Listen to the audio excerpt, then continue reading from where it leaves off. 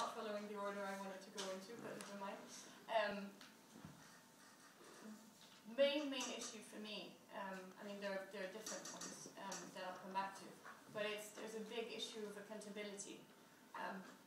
You know, we as UK citizens or residents with legal permits, you know, situations which are perfect, we're constantly told that the government is there for you and the services are supposed to work for you, and they kind of publicise the fact that they're accountable, and you have the Freedom of Information Act, etc. You should be able to seize all those institutions.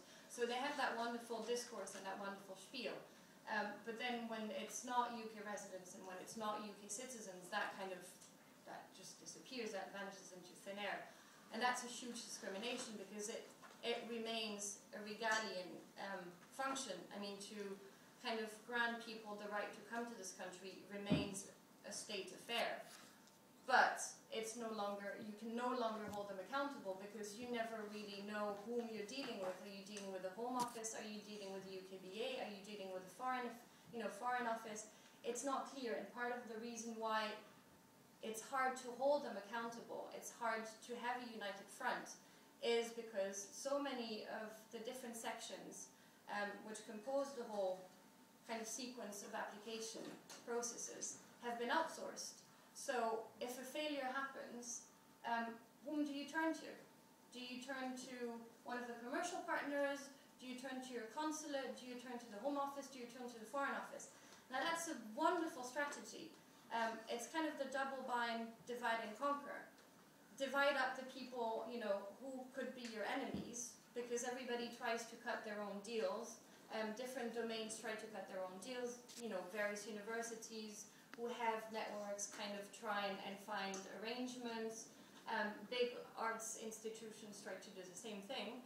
But also divide and conquer in a sense that you don't know who your enemy is. It's kind of this monster which has several heads. You kill one, but then there's another one that just sticks, rears its ugly head. So how do you go about it? So what we really, really need to do is we need as many people to look into it. We need to kind of understand the real chain. And we need to demand accountability because there is no real appeal system. The appeal system is now an internal appeal system. I don't call that accountability. No institution is really truly going to say, I am so sorry, I made that mistake. And they themselves don't really know how it works because they're still implementing it. So we really, really need to analyze this. We're in academia here, so let's use the potential that we have. Let's use what we've been taught to do or what we've been trained to do to actually put it to good practice. When you're an academic these days, you're being asked to be efficient and to be kind of rendering service to your community. Well, this is the perfect time to do it. Let's do it for ourselves. We should be using the potential that we have to actually analyze something that impacts all of us. There are so many discriminations that I can point to you, and which all of you can then take out there and share with other people, because a lot of people are not aware of what's happening, even when they work in academia, even if they work in the arts world. And a lot of people are not sensitive to the issue because it doesn't affect them. But if you break down the different discriminations and the different impacts that the PBIS has, you will find an angle on which you can actually hook people, in which you can make people sensitive to the issue. Because, and there you go, there's a long list of it. There's financial discriminations. If you're applying, whether you're a student, whether you're an artist, if you're applying for a visa to this country, first of all, in many cases, you won't get it the first time. I've been speaking to people completely, unofficially, just on the street, whatever, cab drivers, anything. And most people do tell you that they know someone who applied for a visa and they didn't get it the first time around, they got it the second time around with the exact same file. So I'm so sorry, but that doesn't bode very well for the supposed English efficiency. So, that's something that's not terribly good for image management. And secondly, this is a cash cow. It's again, a kind of indication that this is just another way of making money. So this is another, this is one point that you can kind of talk to people about. There's another financial discrimination in the sense that if you're applying for a visa, you do need your biometric details to be taken down. And in a lot of cases, there are only regional centers that actually are able to do so. So you might have to travel to a different country to do it. So, well, I mean, 3/4 of the world don't quite have the comfort of living that a lot of people in Europe have. And traveling to a different country will be a significant financial burden to them. They might have to remain in that country for a longer period of time because they have handed in their passports, so they no longer have their freedom of movement. That's additional costs. I mean, there's a series of financial discriminations which are implicit, but are very real to these people. You have other discriminations which are practical discriminations.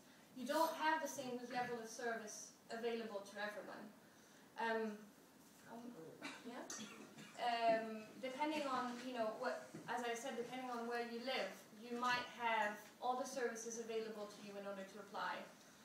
But you might not. You might have to travel, you might have to call, and if you have had to call the UKBA or any of the agencies you will have to deal with, you will find that it's an extremely expensive call that you have to make. And at most cases, that call will not get you a human being on the other side of the line. So that's not good service. That is a discrimination. I mean, if you put it in a very practical, cold terms, that is a discrimination without a doubt. In terms of academia, there's another very practical discrimination, is the UKBA, because it doesn't understand how academia works, wanted to cut down the number of resits that international students would be allowed, because they kind of assume that if you need more than 2 resits, then you haven't really come here to study. You mustn't be terribly serious about it. So obviously you're fomenting something. You're either illegally working or you're here to bomb whatever, God knows what. So yes, so 2 resits for international students. How fair is that? Your home students will be allowed to resit a number of reasonable times, but not international students. That cannot be fair. I mean, how can that be allowed to happen? You have obvious discrimination of means, but this time on the side of the sponsors, because we're not only dealing with academia, we're dealing with all sorts of institutions, and it is a costly affair to register with the UKBA. And not only is it costly, but it demands, time, it demands knowledge. So your staff, if you're a small organization, your staff will have to significantly reorganize the way they work in order to be able to face with that whole new area that they have to take on. So again, that's another discrimination that is kind of implemented by the PBIS. That's something else that you can kind of raise when you're speaking to people. Do we really only want big universities, or big arts organizations to be able to bring in people? We don't, because at the end of the day, what really makes the social fabric, what really, sustains creativity are small and large institutions, not only the big prestigious ones. Okay, so I'll just wrap it up quickly.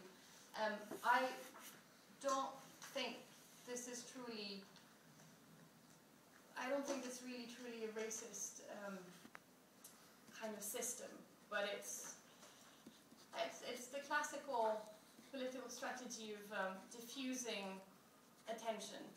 We're just a few months away from elections. We're in a time of economical recession, and they don't want to be seen to be inefficient. They don't want to be seen to not be doing anything about it. They don't want resentment to build against them.